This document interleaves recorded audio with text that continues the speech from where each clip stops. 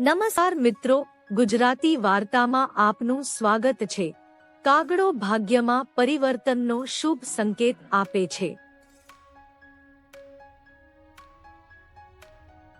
શકુન શાસ્ત્રમાં એવું કહેવાય છે કે જો કોઈના માથા પર કાગડો બેસે તો તેના સંબંધીને ખોટો પત્ર લખે છે।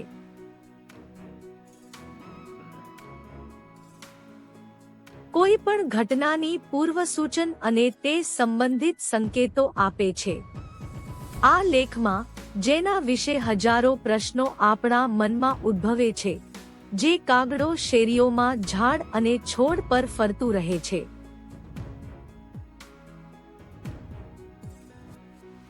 દરેક ગામ અને શહેરની ઘરની છત પર કાગડો ક્યારે અને કેવી રીતે આવે છે ત્યારે એવું કહેવાય છે કે ઘરમાં મહેમાન આવશે। હિન્દુ ધર્મ સંબંધિત પૌરાણિક કથાઓમાં કાગડો વિશે વિગતવાર ચર્ચા કરવામાં આવી છે। જો તમે સૂકા ઝાડ પર કાગડો બેઠેલા જુઓ તો તે રોગની નિશાની છે। જો કે કુંડળી અનુસાર ક્યારેક કાગડો ધનલાભનો સંકેત પણ આપે છે।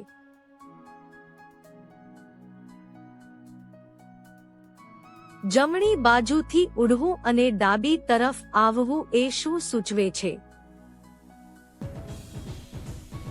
જો તમે જમણી બાજુથી ઉડીને ડાબી બાજુએ આવો છો, તો તમે તમારી યાત્રામાં સફળ થશો।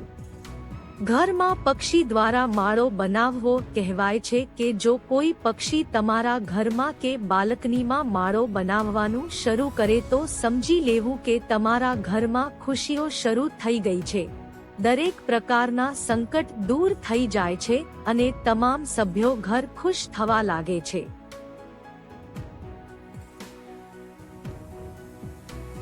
જો કે કાગડાને દૂત માનવામાં આવે છે, પરંતુ એવું માનવામાં આવે છે કે જો કાગડાઓનું ટોળું ઘરની છત પર આવે છે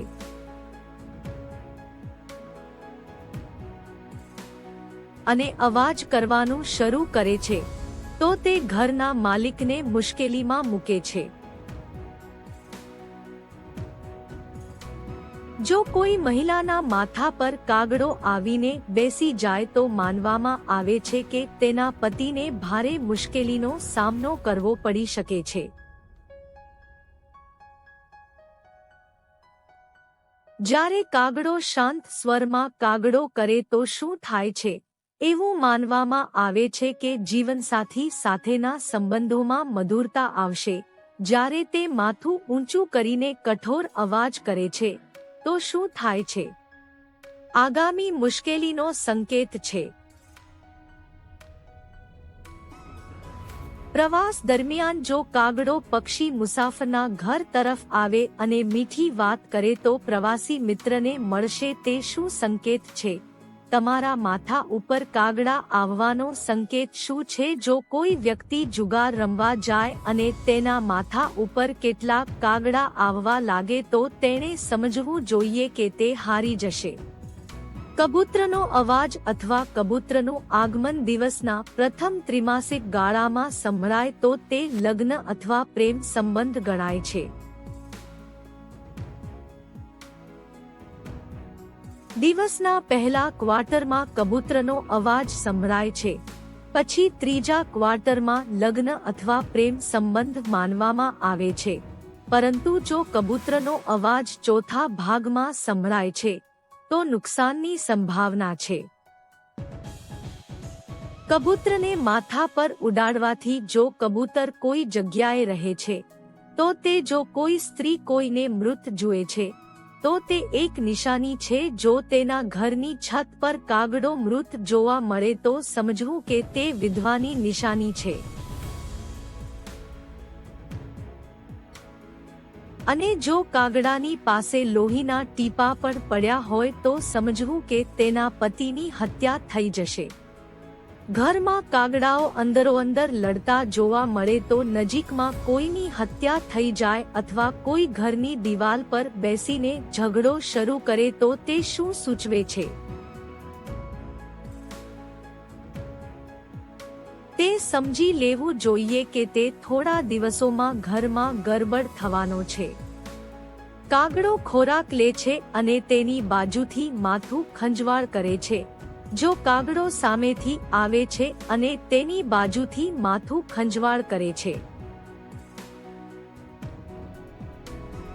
કાગડો જો કોઈ વ્યક્તિ ધૂળમાં લપસી રહ્યું હોય તો તે શું સૂચવે છે?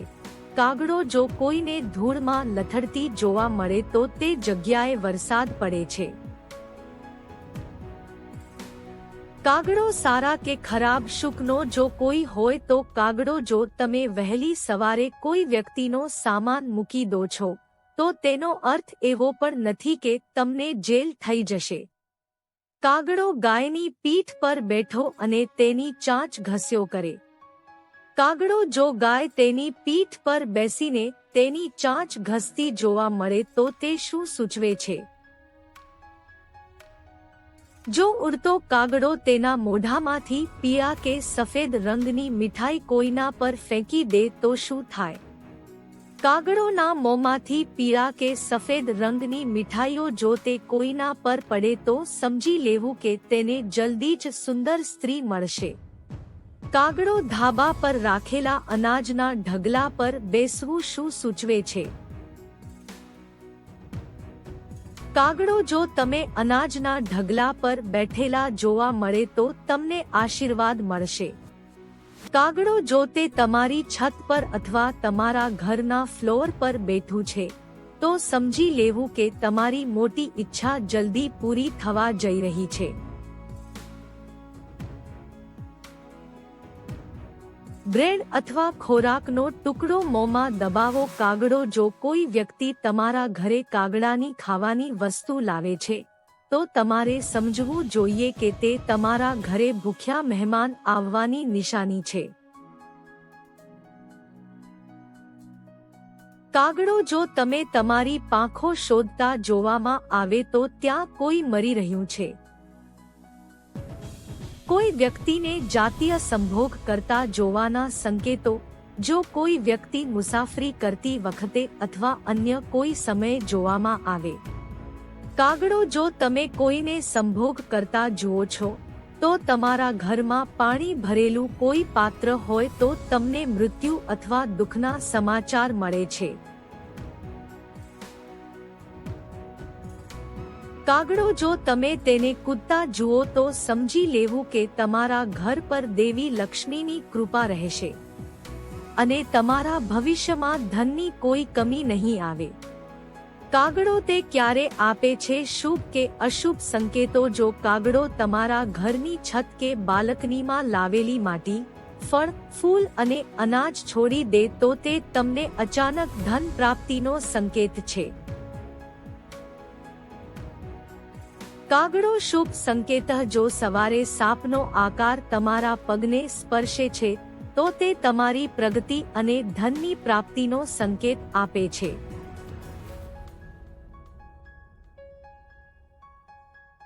ઘર પર કાગડો જો બોલવાનો સંકેત શનિવારે પ્રાપ્ત થાય છે તો તે પ્રથમ ઘર પર છે. કાગડો જો તમે કોઈને વારંવાર બોલતા જુઓ તો તેને શુભ સંકેત માનવો જોઈએ. સ્વપ્નમાં કાગડો જાણો શુભ કે અશુભ સંકેત. શુકન કે અશુભ. જો તમે સપનામાં કોઈને મીઠાઈ ખાતા જુઓ તો તે શું સૂચવે છે?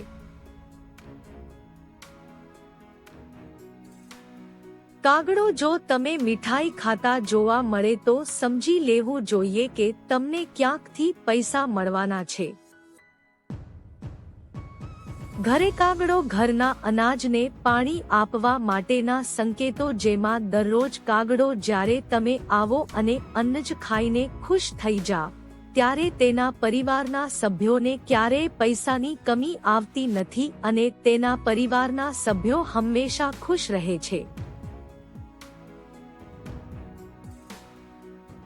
કાગડો જો તમે કોઈ વાસણમાં મોં નાખીને પાણી પીતા જોવા મળે તો શું થાય છે? કાગડો જો તમે કોઈ વ્યક્તિને પોતાનો ચહેરો વાસણમાં ડુબાડીને પાણી પીતા જુઓ છો તો તે ખૂબ જ શુભ છે. આ કુંડળી અનુસાર તમને આ યાત્રાથી આર્થિક લાભ થવાની સંભાવના છે. બેઝની સામે સવારનો સમય કહેવો એ સૂચવે છે કે જો સૂર્યોદયનો સમય છે કાગડો જો તે તમારા ઘરની સામે બોલે કાગડો તમારી સંપત્તિમાં વધારો અને પ્રતિષ્ઠામાં વૃદ્ધિ વિશે માહિતી આપે છે।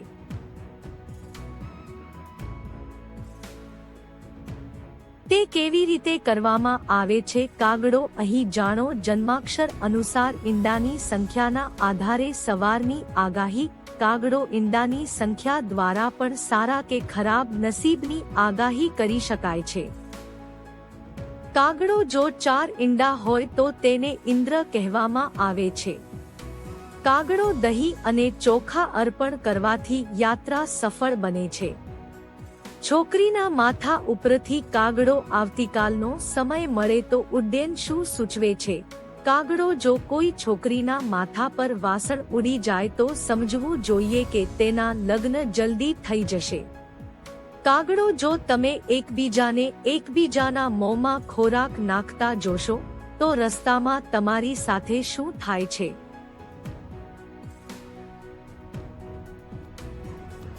કાગડો જો તમે એકબીજાના મોઢામાં ભોજન નાખતા જોવામાં આવે તો તે ખૂબ જ શુભ સંકેત છે। મિત્રો આ વિડીયોને આપના સગા સંબંધીઓ તેમજ મિત્રોમાં શેર કરવાનું પણ ભૂલશો નહીં। ફરી મળીશું મિત્રો કોઈ નવા વિડીયો સાથે। નીચે આપેલું લાલ કલરનું બટન દબાવીને ચેનલને સબસ્ક્રાઇબ કરવાનું ભૂલશો નહીં। વિડીયોને પણ લાઈક કરવાનું ભૂલશો નહીં। સબસ્ક્રાઇબની બાજુમાં નોટિફિકેશન બેલ આઇકોનને પણ ઓલ ઉપર સેટ કરી દેવા વિનંતી જેથી દરેક વિડીયોની માહિતી આપ સુધી સમયસર પહોંચતી રહે। ખૂબ ખૂબ ધન્યવાદ। જય માતાજી।